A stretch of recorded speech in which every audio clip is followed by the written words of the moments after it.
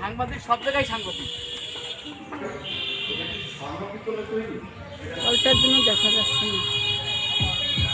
My earth my life.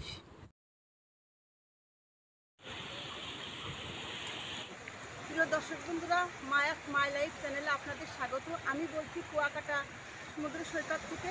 আপনাদেরকে আমি অনুরোধ করছি আমার চ্যানেলটি সাবস্ক্রাইব করে লাইক কমেন্ট শেয়ার করে পাশে থাকা বেল আইকনটি আপনারা ক্লিক করে রাখবেন, যাতে আমার ভিডিও আপলোডিং হওয়ার সঙ্গে সঙ্গে আপনারা নোটিফিকেশন পেয়ে যান। দেখেন আপনাদের জন্য আমি কত দূরে ছুটে চলে আসছি। আমাকে সাপোর্ট করবেন এবং পাশে থাকবেন, পাশে রাখবেন, পাশে থাকার সুযোগ দিন। তো বন্ধুরা, আজকে আমরা যাব হলো এই কুয়াকাটা সমুদ্র সৈকতের যে পূর্ব সাইডটা আছে ওইটা। আমরা পশ্চিম সাইড দেখাইছি আপনাদের, গেছি কোথায় কোথায় গেছি নিচে আমি আপনাদের সঙ্গে সব শেয়ার করছি। যারা আমার ভিডিও দেখেন নাই তারা দেখে আসবেন, আমার চ্যানেলে আসলে পরে দেখতে পাবেন। তো আজকে কালকে আমরা গিয়েছিলাম হলোকে পশ্চিম দিকে, সূর্য ডুবা, তারপর অক্টোপাস, তারপর কীভাবে ঝিনুক টিনুক ঝাউবনের করছি ওগুলি সব আপনাদের দেখাইছি। রাতে কীভাবে সমুদ্র পাড়ে কিংবা সকালবেলা সবই দেখাইছি। তো আছে, আপনারা গেলে পারে দেখতে পাবেন। তো দয়া করে আপনারা আমার চ্যানেলটি ভিজিট করুন, দেখুন আর আমার জন্য দোয়া করুন। আর আজকে আমরা আসলে যাব এই কুয়াকাটা সমুদ্র পাড়ের যে দুটা দিক আছে, একটা আছে পশ্চিম দিক, একটা আছে পূর্ব দিক। তো আমরা পশ্চিম দিকটা আমরা দেখেছি, পরিদর্শন করছি, আমরা দেখেছি, কিন্তু আমরা এবার যাব হলো গিয়ে পূর্ব দিকে। তো পূর্ব দিকে গিয়ে যে বৈশাখী রেস্তোরাঁ, এখান থেকে আমরা এইমাত্রই আমরা নাস্তা করলাম। এখন নাস্তা করে আমরা এখন যাব গিয়ে দেখি আর কী অবস্থা।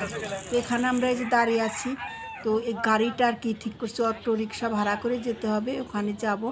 যেহেতু আমরা লোকজন বেশি, অটো রিক্সা, অনেকে মোটর সাইকেলও নিয়ে যায়, কিন্তু আমরা তো লোক বেশি, 5 জন, আমাদের 3 ছেলে মেয়ে আর আমরা 2 জন। তো এই জন্য যেতে হবে। যাওয়ার আগে চাটা এই যে খেলাম, তোমরা আমাদেরকে আরও চা খাওয়ার জন্য বলতেছে। তো আমরা তো একবার খাইছি, যে সব মাটির হাঁড়িগুলোতে সব চা দেয়, এখানে সিস্টেম আলাদা। তো বন্ধুরা, যারা এখানে বেড়াতে আসবেন, এই অটোরিকশা ঠিক করার সময় আপনারা একটু বুঝে শুনে করবেন। কেউ ঠকায়, কিন্তু সবাই আবার ঠকায় না, কিছু কিছু লোক আছে ঠকায়। মোটর সাইকেলও একই অবস্থা, কেউ ঠকায় আবার কেউ আছে, আপনারা বুঝে শুনে কিছু।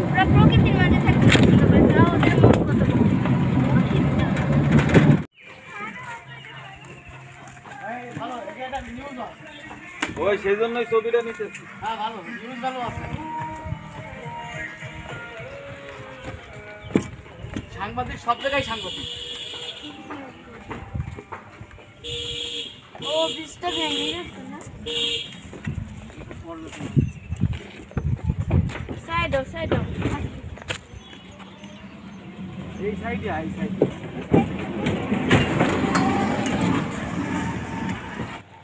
কাঠের ব্রিজ, এই জায়গায় একটু বিপজ্জনক। এখানে যাত্রী নামে তারপরে আসে অটোরিকশাগুলো আসে। এই যে ফুল দেখছো, কুয়াকাটা সমুদ্র পাড়, এই পূর্ব দিকে কলাপাড়া বৌদ্ধবিহার। এখানে বেড়াতে এসে মানুষের আর কিছু মনে থাকবে না, তাকে রাস্তার কথাটা কিন্তু ঠিকই মনে পড়বে, একদম হাড়গোড় ভেঙে যাওয়ার মতো রাস্তা। সকালবেলায় আবার কি পটানে শুরু করছে দেখছো? আর একজন বলছে কি আপনার লাল কাঁকড়া দেখছেন কোন সময় গেছেন? বিকালে। লাল কাঁকড়া কি বিকালে পাওয়া যায়? এখন গেলি এখন পাবো।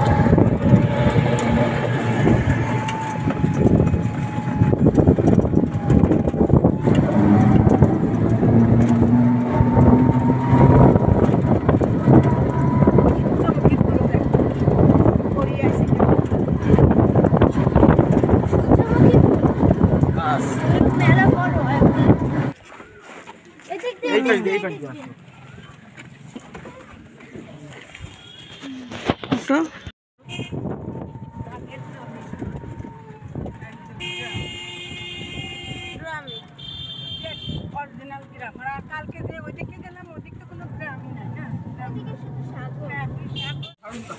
সাগর। আমরা এসে পড়ছি, এখন ভিতরে যাব, দেখি এর ভিতরে কি আছে।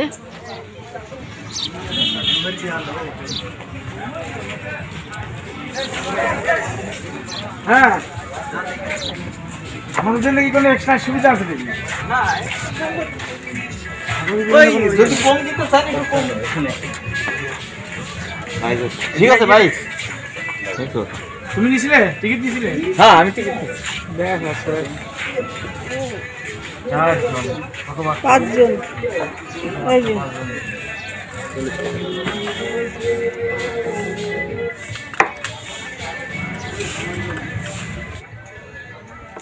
যা তোরা যা টিকিট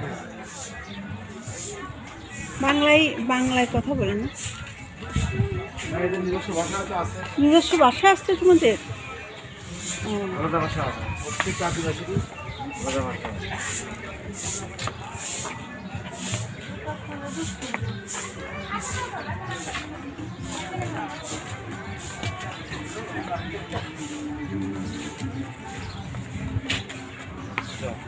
জুতা খুলে ঢুকতে হবে।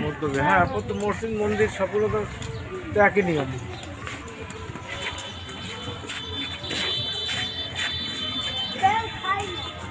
যেগুলো কোন ধরনের এত ভিতরে এসে দেখছো তখন কিরকম নিজের বৌদ্ধরা যারা দাঁড়ানো অবস্থা যেটা দেখছিলাম না,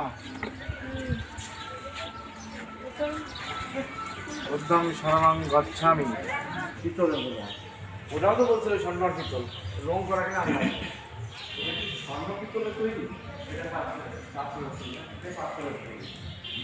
স্বর্ণ পিতলের ওই সে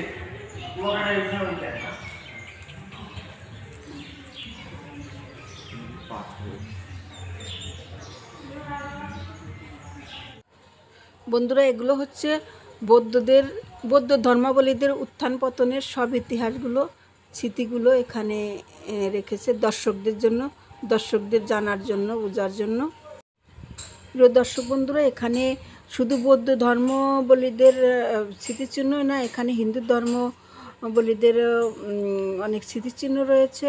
কারণ এই বৌদ্ধ ধর্মটা কিন্তু মূলত হিন্দু ধর্ম থেকেই এসেছে, হিন্দু ধর্ম থেকে এদের উত্থান। এই বৌদ্ধ ধর্মের যে প্রতিষ্ঠাতা বুদ্ধদেব, উনি আসলে ওনার পূর্বপুরুষরা হিন্দু ধর্মাবলী ছিল।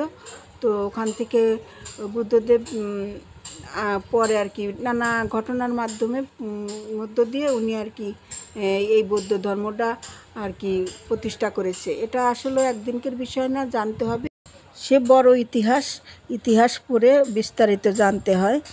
আর সাধারণ অল্প একটু বলে বোঝানো যাবে না। যাদের জানার ইচ্ছা আছে, তৃষ্ণা আছে, তারা ইতিহাস পড়ে জেনে নেবেন। বুদ্ধদেব কখন কি করেছেন তার স্মৃতিচিহ্নগুলো এই ছবির মাধ্যমে ধরে রাখছে।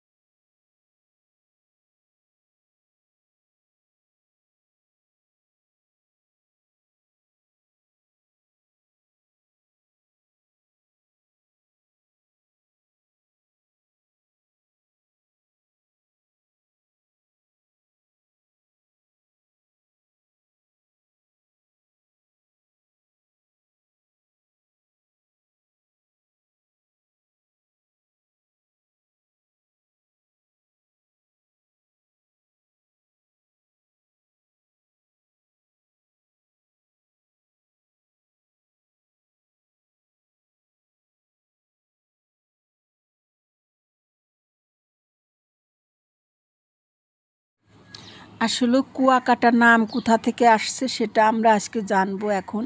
তো একটা কুয়ার থেকেই এই কুয়াকাটার নাম হয়েছে। এইখানে একটা কুয়া আছে, যে কুয়াটা অতি প্রাচীন এবং এই এলাকার ভিতরে সবচেয়ে প্রথমে এখানে এই কুয়াটা কাটা হয়।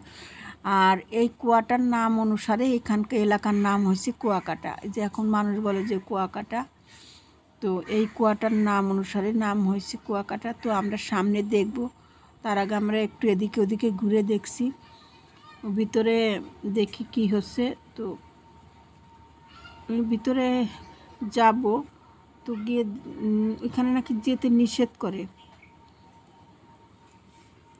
এই এই গেটের ভিতরে যাইতে নিষেধ করে। ওই যে দেখেন ওই যে লোকটা ওই যে হাত দিয়ে নিষেধ করতেছে, এখানে নির্মাণ কাজ চলতেছে, এই জন্য হয়তো ওনাদের আলাদা কোনো প্রাইভেসি আছে যার কারণে ওনারা নিষেধ করছে। তার থোক আমরা যখন নিষেধ করছে আমরা ওদিকে আর গেলাম না, আমরা এখন কুয়ার কাছে যাই, কুয়াটা আগে দেখি।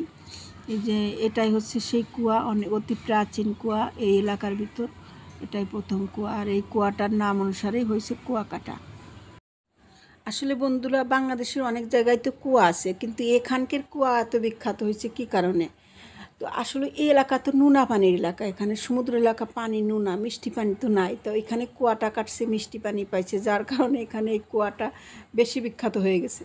মাখা ওই ছেলেটা বলছে কি যে আঙ্কেল আপনাদের একটা কথা বলি, একটু দেখা যাবে না তো।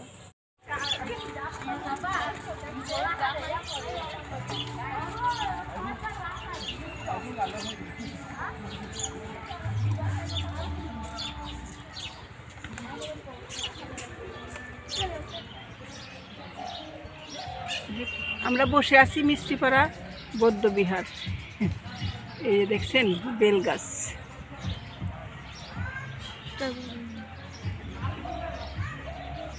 এই যে বেলগুলো ধরে আছে।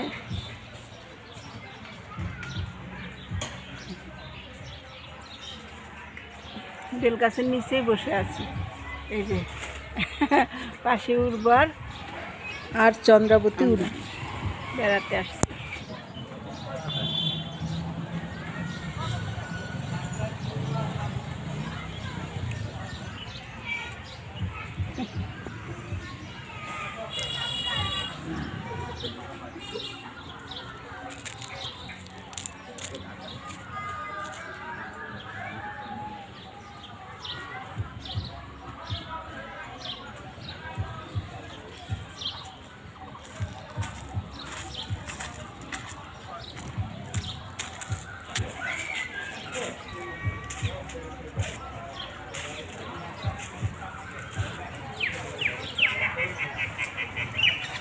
বেল ধরে আছে,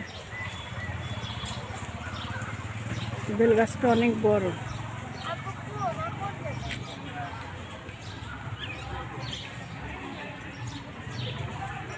একদম বট গাছের মতো, অনেকগুলো বেল গাছ।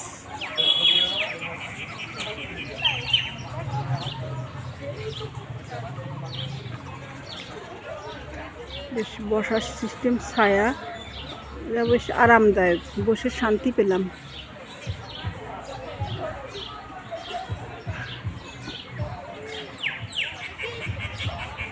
অনেক বড় গাছটা,